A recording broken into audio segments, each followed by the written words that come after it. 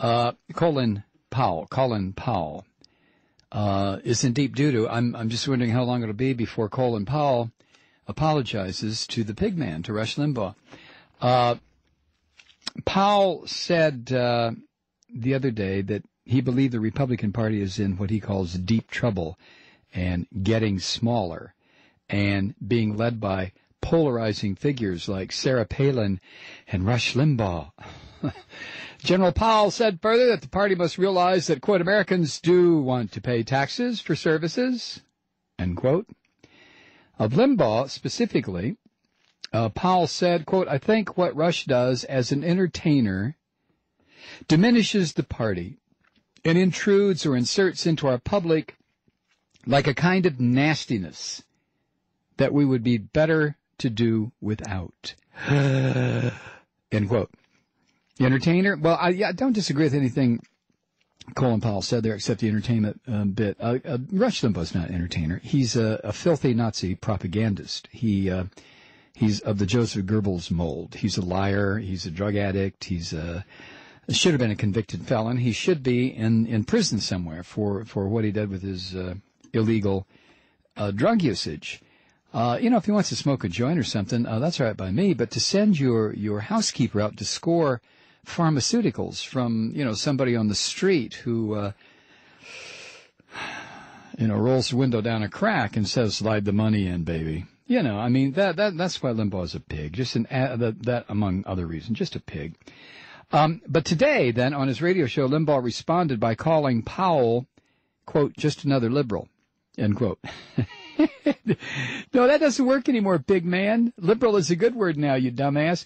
Limbaugh said Powell should, quote, close the loop and leave the Republican Party.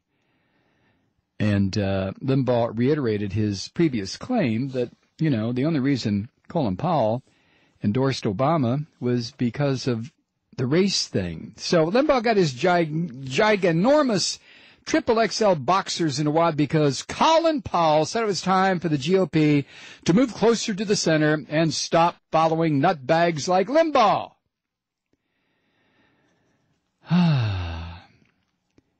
Here's what Limbaugh said in response.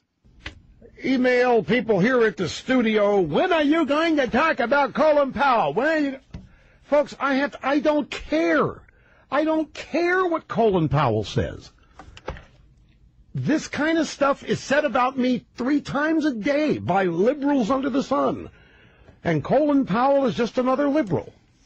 He did this back in December, and I responded to it then. Look, if you want to know what this is all, Colin Powell's out there saying the American people want more taxes, they want bigger government.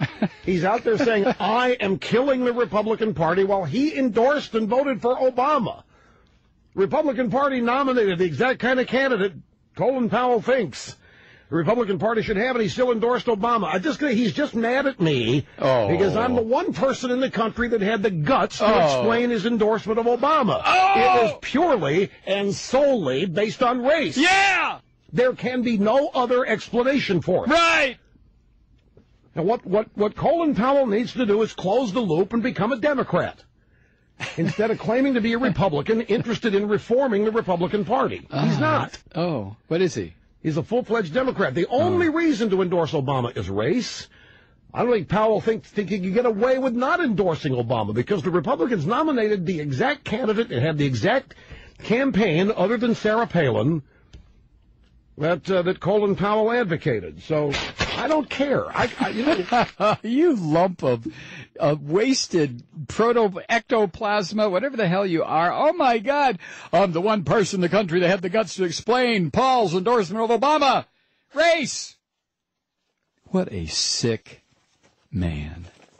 But, Colin Powell had either the decency, or maybe he doesn't understand, to define Limbaugh as an entertainer. People say, well, why do you play Limbaugh in your program, Malloy? Because, I'll tell you why. Because Limbaugh has elevated himself to a folk figure, F-O-L-K, in the society. He spent 20-some years getting himself to that point. He's a hoax, a myth, a fraud, a liar, a filthy, hypocritical son of a bitch. And as long as he has 2 million listeners a week, as he claims, we will just continue to hammer away at him. And don't spare me, you right-wingers that listen to the program, spare me the emails that point out that Rush Limbaugh makes $50 million a year, and I'm not even breaking even yet. You know, I don't care. Like Limbaugh says, I don't care. All right, I just don't care. If that's the basis on which you geek balls determine who you listen to, their money, how much they make, God help you. I mean, really, idiots. Now, this comes from Crooks and Liars website. Remember the other day, was it yesterday, a little snip of video that was all around the place of Obama and Biden stopping at a hamburger joint to have a hamburger? Remember that? You remember that, Kathy? Did you see that video? Just a couple of guys, happened to be the President, Vice President of the United States, and they had with them, you know, this whole press entourage and Secret Service. But still, when you remove all that, just a couple of guys go in for a hamburger. No. Not if you're a right-wing nutbag like Hannity or Laura Ingraham or the rest of these these idiots. And this is why right-wing talk show hosts, like I pointed out on my mini blog today at MikeMalloy.com, why they're both a threat to America and a joke. This is what Crooks and Liars had. Following Obama's May 5th visit to Ray's Hellburger in Arlington, Virginia, Sean Hannity, Laura Ingraham, and Rush Limbaugh, guest host Mark Stein, criticized Obama as an elitist because he ordered a burger with spicy mustard, Dijon mustard.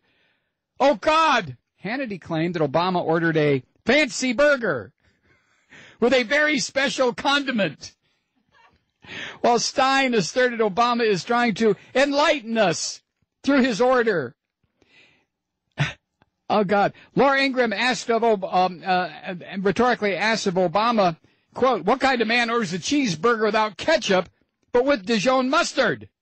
The guy orders a cheeseburger without ketchup. What is that? End quote. In their discussions of Obama's burger order, Hannity, Ingraham, and Stein all referenced a Grey Poupon commercial featuring actors portraying wealthy British men expressing desires for the mustard. Oh, my God. Now, here, that Art sent that in. Thanks, Art. Now, the weird part is it's not that this is like this takes the listeners to these freak bastards out to the edge. No.